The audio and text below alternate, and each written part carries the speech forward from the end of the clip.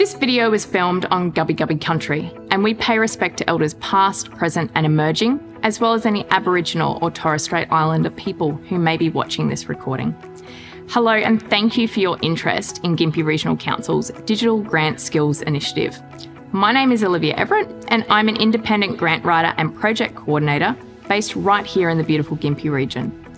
I've worked with many artists and arts organisations, sports and community clubs and not-for-profits to attract millions of dollars in grant funding. This video series intends to provide you with general advice, tips and tricks for approaching your next grant application and for successful applicants managing your grant-funded project well. There are 5 videos in this series covering project planning, grant writing, budgeting, marketing and grant management. You can re-watch these videos at any stage on Gympie Regional Council's website. If you have any questions or need support during the application process, Council is here to help you. If you're applying for a Gympie Regional Council grant, contact one of Council's local community development support officers or the RADF liaison officer for assistance on 1300 307 800 and remember to refer to Gympie Regional Council's website for the most up-to-date information. This video focuses on providing general guidance and handy tips for approaching your next grant budget, whether it's the first time you've written a grant or you're looking to increase your skills and knowledge. Budgets need to be detailed and accurate to demonstrate the viability of your project. Budgets are a way to showcase the thorough project planning you've undertaken. Use your budget as a tool to demonstrate to the grant assessors that you've done your homework. Accurate and detailed budgeting is also about managing risk. You need to be confident that you've budgeted for project expenses correctly. If you receive grant funding and then later discover that you've under-budgeted, your grant funding body won't allocate extra money to cover the shortfall. In this video, we'll take a deep dive into creating your grant budget and take you through how to record income, expenses, and in-kind support in Smarty Grants for a balanced budget. Remember, Gympie Regional Council uses Smarty Grants for all their grant application categories. You must use Smarty Grants to start, write and submit your grant application. Council won't accept grant applications in any other format. These are the topics we'll cover in this video. Common grant budget terminology, the different components of your project, expenditure, income and in-kind support, and completing a grant budget in Smarty Grants, including supplying quotes and referencing industry rates. For more tips and tricks on planning your project and writing your application, make sure you watch the other videos in this Digital Grant Skills Initiative available on Gympie Regional Council's website. Ready? Let's go. Grant guidelines and application forms can be extensive and contain lots of different buzzwords and new terminology. This can be confusing for first-time applicants, so let's take a few minutes to demystify some of these common grant terms. These relate directly to your budget, so I encourage you to watch this and gain an understanding of these terms first before moving on to the rest of the video. Auspicing, or an auspice organisation. This is an arrangement whereby an organisation will receive, manage and distribute grant funds to suppliers on your behalf. Individual applicants without an ABN, those aged under 18, unincorporated associations and informal groups of people will need an auspice organisation to oversee their grant funding. If applying to the Regional Arts Development Fund or Community Grants programs, Gympie Regional Council will require you to have a letter of evidence that confirms the details of this auspice arrangement. An auspice arrangement is also an option for applicants who do not hold $20 million in public liability insurance.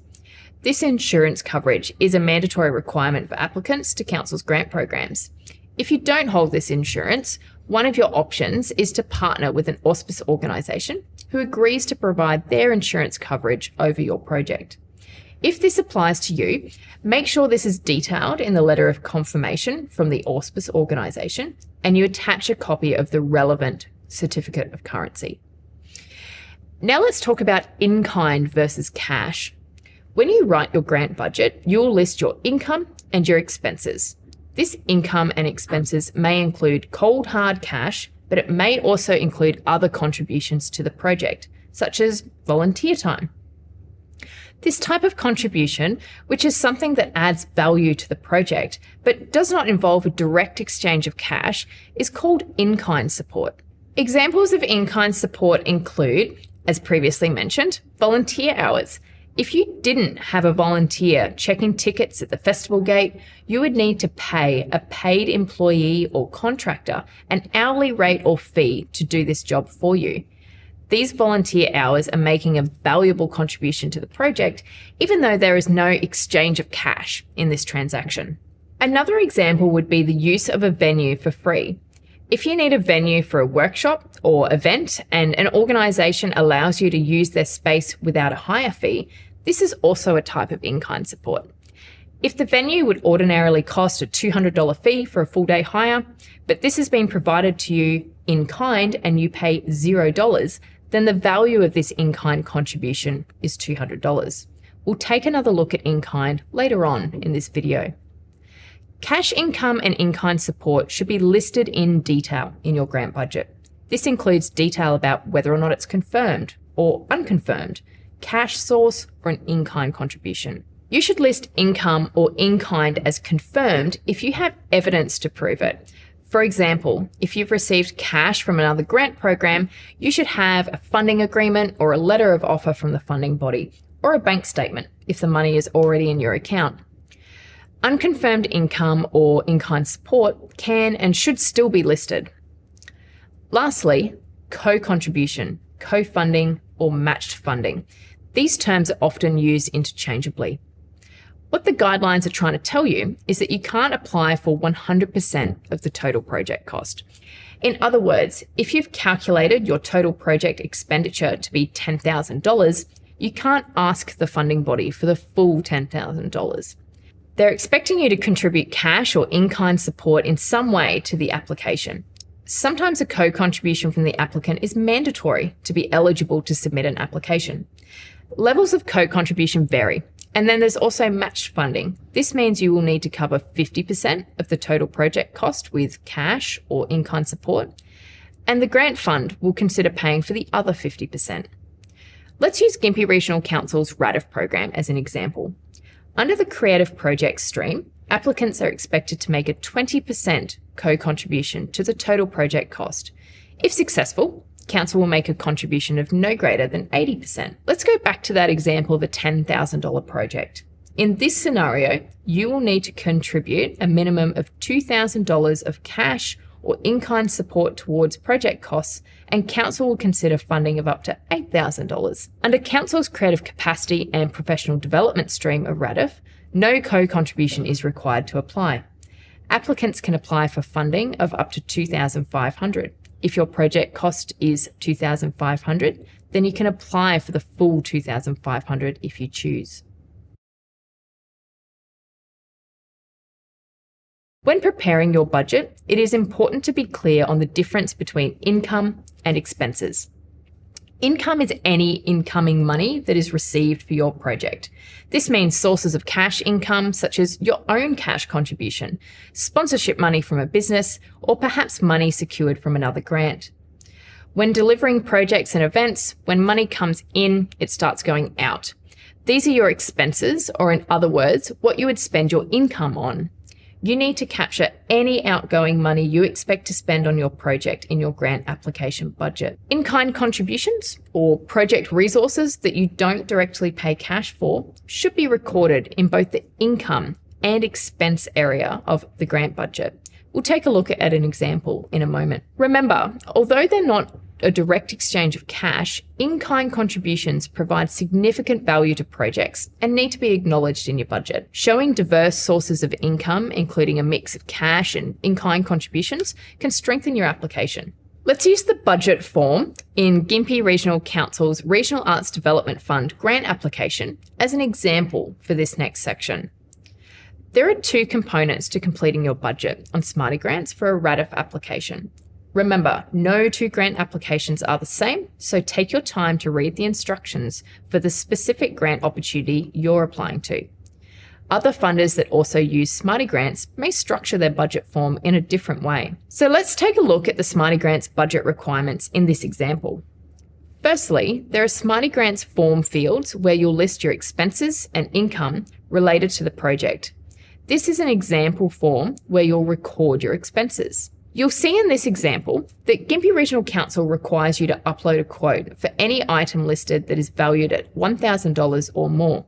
This is the case across all council's grant categories. Quotes should be written from a legitimate business. Don't think that you've found a loophole by listing an expense as $999 so that you don't need to provide a quote.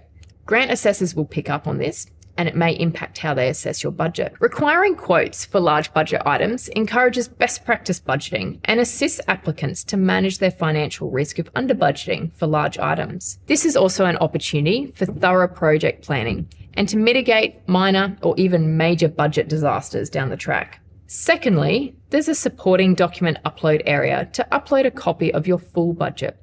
This is an opportunity to provide a higher level of detail and include any notes and calculations. Council's website has a handy budget worksheet that you can use to draft your budget before entering anything into Smarty Grants, and you can upload this to support your RADF application in the supporting documents area. Let's take a closer look at an example expenses form from a successful RADF application I submitted in the last couple of years.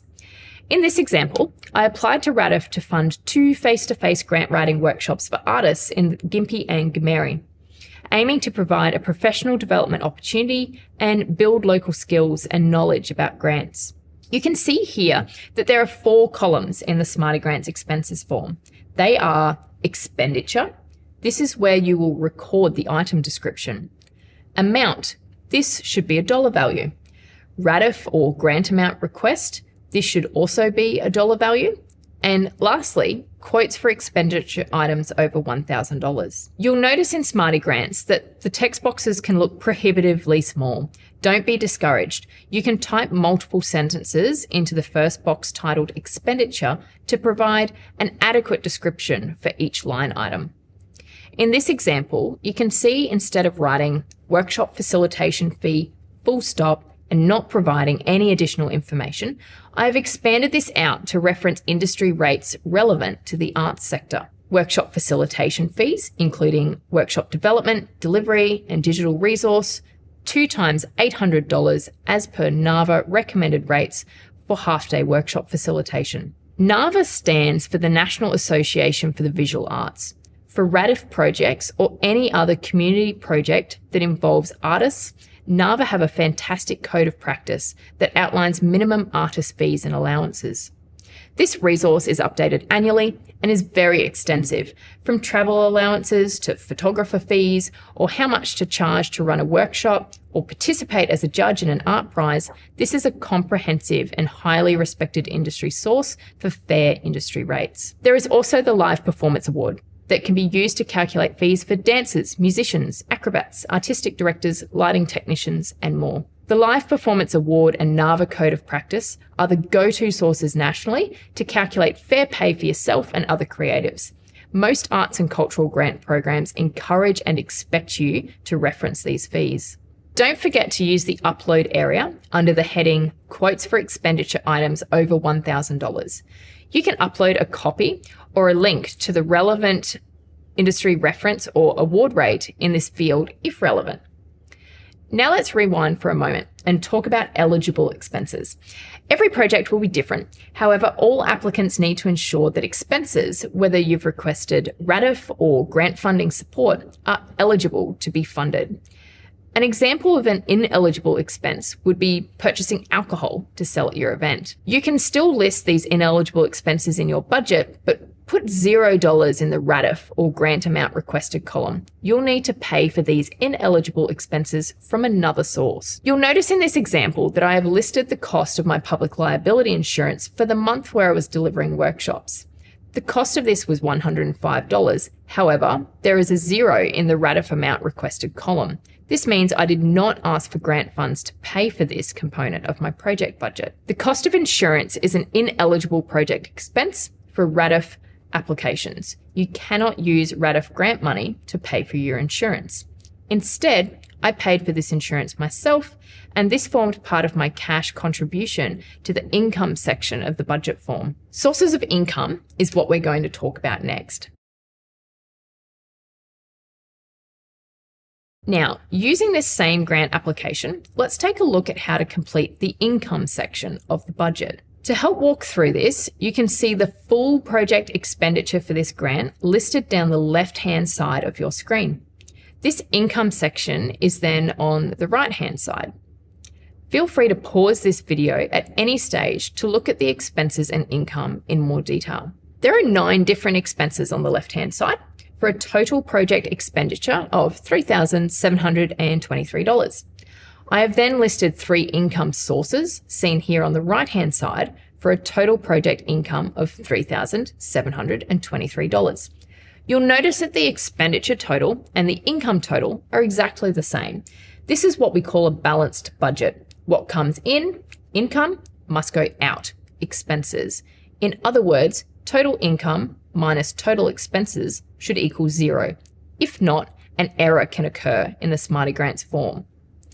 You can see the 3 income sources listed in this example are both cash and in-kind. I have requested a total of $2,608 from Gympie Regional Council in my RADF application. This is listed as unconfirmed cash income. This will be unconfirmed until Council assesses the grant and notifies me of the outcome. I've also noticed I'm contributing 10 hours of my project coordination time in kind to the project. This is listed as confirmed in-kind contribution. The in-kind value of $860 is based on the calculations I've provided in the expenses, supported by evidence from NAVA's Code of Practice about industry rates for consultants. You can see this calculation on the left. Another way to approach this, or if you have many volunteers involved in your project, is to use a standard figure for volunteer time. Council provides up-to-date information about this in the grant guidelines. In 2024, this figure was $43 per hour. Make sure you list in-kind contributions in both the income section and in the expenses section. Remember, what comes in must go out. In-kind contributions will need to be allocated a cash value in your income table and then allocated the same cash value in the expenses table. If you don't list this in-kind in both the expenses and income, your budget won't balance. It is important to remember that most council grants require a co-contribution. You will find details of the co-contribution required in the grant guidelines. In 2024, the co-contribution for most grants was 20%. Your co-contribution can be made up of a cash contribution or in-kind contributions, or a combination of the two, but be careful and check the guidelines. In-kind volunteer labour contributions can form no more than 50% of your budget. You'll notice that Smarty Grants will feature a set of automatic calculations. This is where the Smarty Grants form will automatically calculate your total expenditure and total income based on the data you've entered in each section. You cannot edit or change the auto-calculated fields. Note in this example, the total income amount and total expenditure amount are the same. So there is a difference of $0. It is mandatory for the total income and expenditure to match exactly. This is called a balanced budget. If the income minus expenditure calculation is showing a negative or positive dollar amount, there will be an error in either your income or expenditure tables. Double check your work. In this video, we've discussed common grant terms that relate to your budget, including in-kind contributions and auspicing. We've also walked through a Gympie Regional Council Regional Arts Development Fund application form to see a real-world example of a grant application budget. We've discussed expenses, income, and in-kind contributions, and what a balanced budget is. Please revisit the relevant sections of this video while preparing your grant budget if you feel stuck.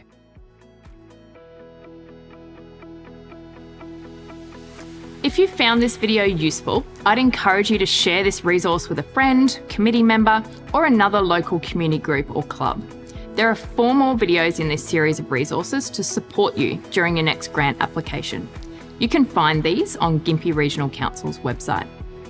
We hope that these videos are useful to you wherever you are. However, please note that information in this video reflects the Gympie Regional Council 2024 to 2025 guidelines. Please ensure you check the relevant website and the current guidelines before submitting your application. Thank you for joining us.